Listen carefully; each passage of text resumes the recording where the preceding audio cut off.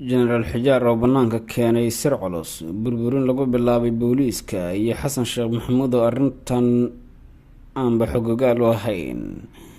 Waxa uu sheegay in la bilaabay lacag lagu bixinayo sidii ciidanka Soomaaliyeed ee booliiska loo burburin lahaa, dacaayado ka bilowday baraha bulshada iyo dowlado shisheeye oo arrintan ku bixinaya dhaqaale una adeegsanaya siyaasiyiin ka tirsan xukuumadda xasan sheekh maxamuud. Warbixin la yaab leh oo lagu daahfeeday xog muujinaysa sida dowlado waaweyn ay qayb uga qaadanayaan burburinta ciidamada qalabka sida.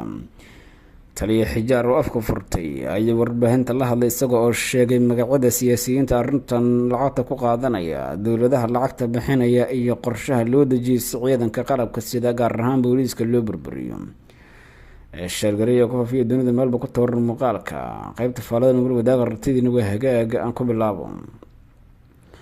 Taliyaha ciidamada booliiska Soomaaliya Jenaraal Cabdi Xasan Maxamed Xijaar ayaa bannaanka keenay xog la yaab leh oo ku saabsan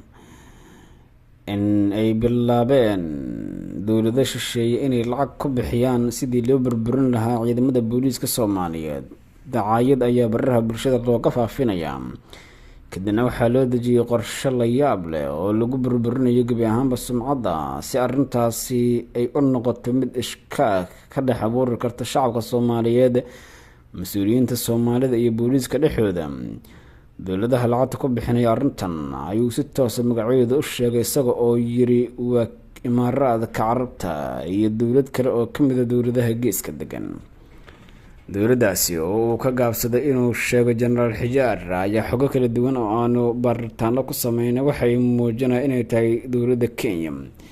gaar ahaan xukunka hadda dalada kasii tegaya ee uu hogaaminayo Uhuru Kenyatta ayaa lacag malaayiin doolar ku bixiyay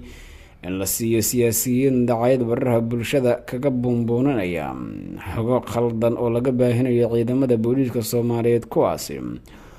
oo ka dhigan in ciidanka Soomaaliyeed ee booliiska uusan lahayn tabar uu ku ilaaliyo amniga guud ee magaalada Muqdisho iyo gobolada kala duwan ee dalka magaalooyinkooda,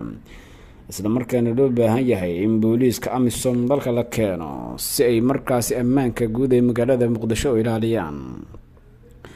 Taliya odaga Yuusuf Raage ayraahday Jenaraal Xijaar ayaa sheegay in Imaaraadka Carabta ay bixday 10 milyan oo doolar, Kenya 5 milyan oo doolar laga qaaday.